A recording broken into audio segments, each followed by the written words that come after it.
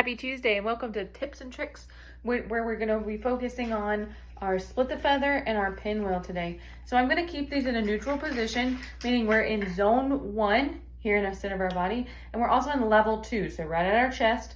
I pull mine just slightly up, okay? So not lowering down here where I'm going to get a tilt, but just slightly raised, okay? And so our tips and tricks today are going to come from our hand placements. We're going to want our palms not to be facing out towards our friends or facing back towards us. This is the more common one. We want it to kind of face each other, like I'm drawing a little heart, okay? So for example, if you're facing out, you're going to get this shape here. And if I'm facing in, more commonly, we kind of get this large wrist rotation. We want to keep those wrists nice and tiny rotations, and our palms, our base of our palms pressing each other. If you're looking for an exercise to kind of build that strength or that stability there, you can take your palms, not in competition, and place them together. This will eliminate the need to move our wrists in giant circles, and we'll focus the rotation in the tips of our fingers. It's kind of like when we do the elbow drill where we lay our elbow on a table to eliminate that elbow wobble.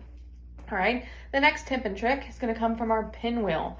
The same cup we use when we're doing a single, we pour out to make our pinwheel.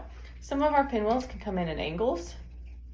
And what's going to ultimately control that are two things. One, the height of our elbow. If I raise my elbow up really high, it's going to have a tendency to come in at an angle kind of facing forward or down towards the ground. If I lower my elbow, we've got that single again. So that's where we get our wobble. But then also, we can control that angle of our pinwheel using our pinky and our thumb's relationship. So we want our thumb and our pinky to be right over each other, kind of creating a stable force, okay? And then our elbow is going to be in line with our wrist, so it's not above our wrist, it's not below our wrist, just right in line. And then the last angle we're going to talk about is the angle of our palm. So I can have my palm facing directly in line with my forearm. If I use my teaching tool here, my tattoo, that goes up through, or I can kind of move it to face about at a, I would say like a 45-degree angle. And so that's what we're going to. I don't want my palm facing out at a 45 here.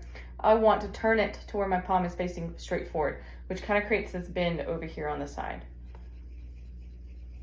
Those are just some placement tips and tricks. Enjoy.